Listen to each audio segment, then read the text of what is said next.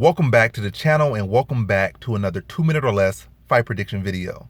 In this video, I'll be predicting Dustin Jacoby versus Justin Ledet at 205. And yeah, that was a little bit of a tongue twister. Dustin versus Justin. So Dustin Jacoby versus Justin, like Dustin D, Dustin versus J, Justin Ledet. So Dustin Jacoby versus Justin J. That's a little bit of a tongue twister right there.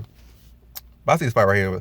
So first off, it's really going to be a prediction based off, or I'm just kind of be talking a little bit in this one. But at first, Justin Ledet was actually looking like a legit heavyweight contender, or at least a heavyweight prospect.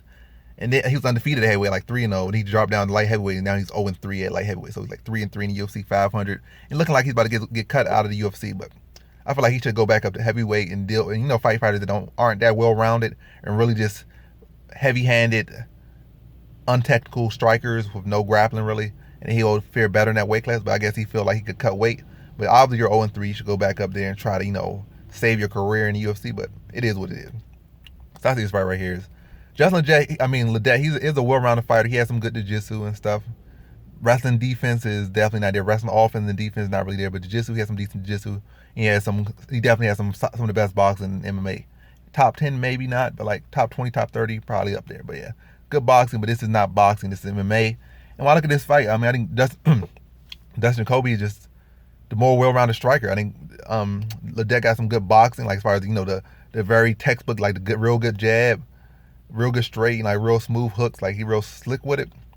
But I just think Dustin Jacoby is gonna be able to bully him in the clinch, land, chew up his leg, chew up his lead leg. He's a boxer. You could chew that lead leg up.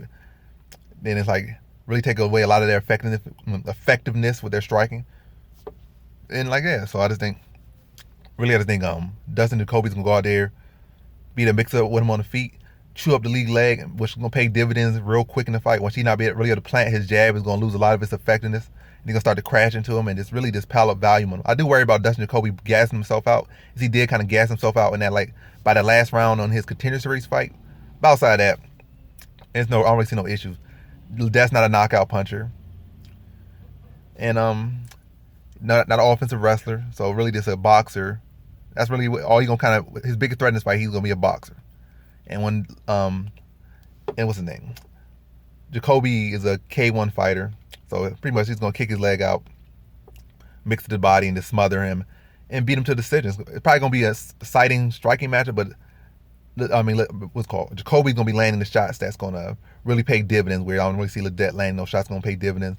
And I think Jacoby's gonna be landing the harder shots, be landing more shots. He's gonna be the one pressuring and breaking down Ledet. But I don't think he stops him. I don't think he finishes him. I don't think it's a one-sided wash. But I definitely think the more telling shots gonna be on Jacoby's side, and the shots that's gonna be more debilitating and wearing the fighter down is gonna be on Jacoby's side. So in this fight, I got Dustin Jacoby via decision.